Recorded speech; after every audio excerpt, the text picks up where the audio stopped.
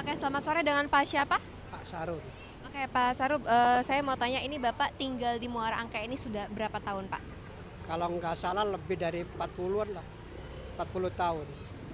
Oke, dalam 40 tahun itu sudah berapa kali mengalami banjirop seperti ini, Pak? Kalau nggak salah masa 5 kali atau berapa tuh.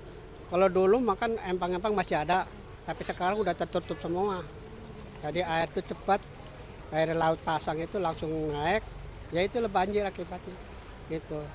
Itu pertama kali banjirop kalau Bapak ingat itu pertama kali di tahun berapa, Pak?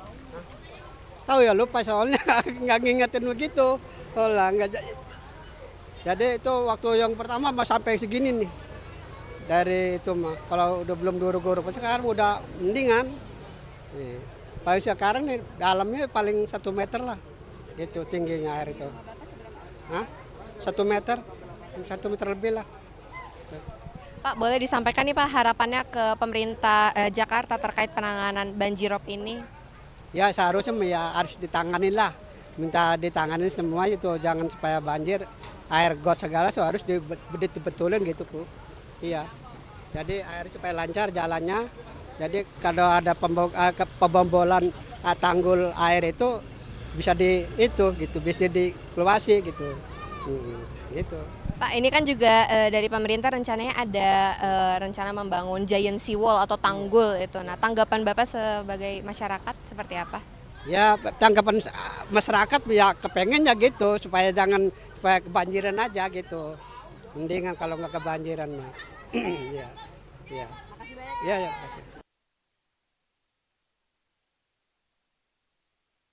Ya, Pak. Saya Nurweni. Bu Nurweni sudah berapa lama menjadi warga di Muara Angke ini? Kalau saya sih dari usia saya 10 tahun, ya paling kurang lebih 26 tahun saya di Muarangke. Oke, berarti sudah berkali-kali banjirop. Sangat berkali-kali. Setiap tahun ada.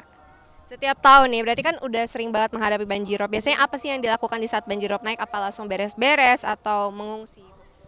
Kita sih kayaknya lebih ke mengantisipasi ya Kak. Jadi kita mencegah kalau udah ada rawan-rawan banjirop naik nih gitu kan. Kita mengantisipasi kayak barang-barang elektronik yang rawan kebanjiran dinaik-naikin gitu. Kalau untuk mengungsi kayaknya enggak sih Kak. Karena apa?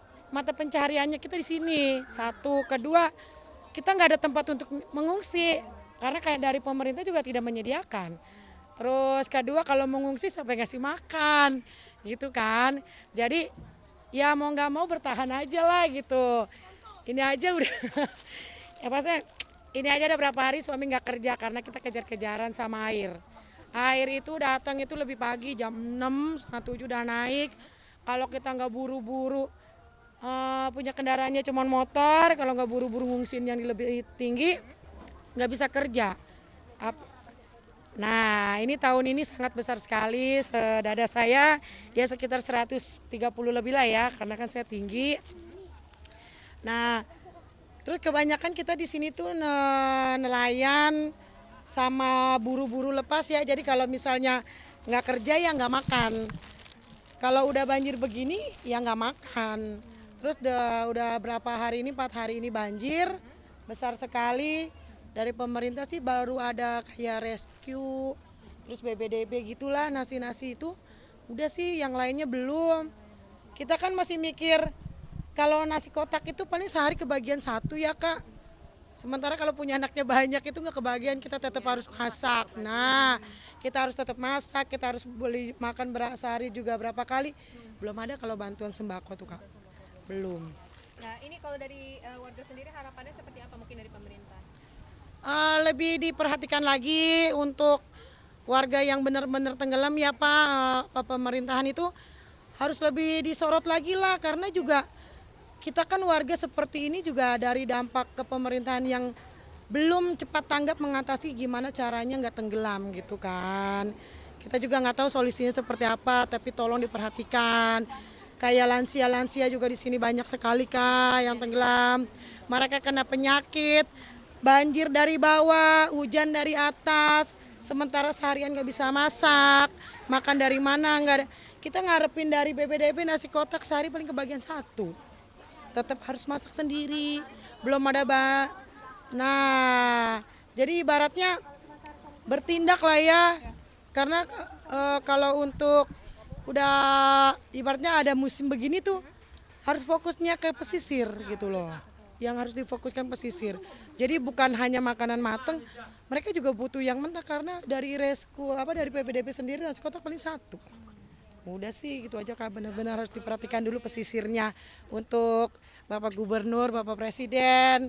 Mohon kalau udah musim begini pesisirnya diperhatikan lagi untuk di daerah Jakartanya. Terima kasih. Terima kasih banyak.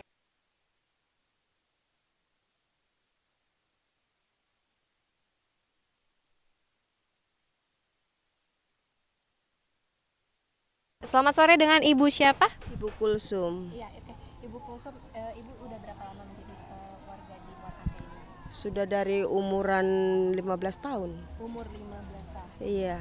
Berarti ini kan sudah berkali-kali melewati banjirop gitu ya Ibu ya. Kalau dari Ibu sendiri antisipasinya seperti apa sih untuk banjirop? Ada aja gitu, waspada gitu. Kalau misalnya air naik gitu, barang-barang diangkatin ke atas gitu, cari barang-barang apa kayak batako apa gitu ditaruhin gitu. Kalau yang nggak keburu ya alhamdulillah kelelep.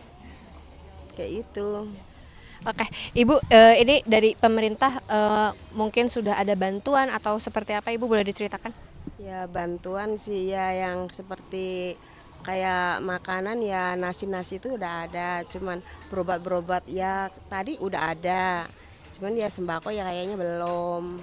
Terus yang berobat-berobat yang apa yang namanya yang ke dalam-dalam itu belum kayaknya, belum ditinjau lah gitu. Mm-mm. Oke, Ibu, ini berarti untuk aktivitas hari ini terhenti ya Bu, seperti pekerjaan atau mungkin dari keluarga yang lain gitu?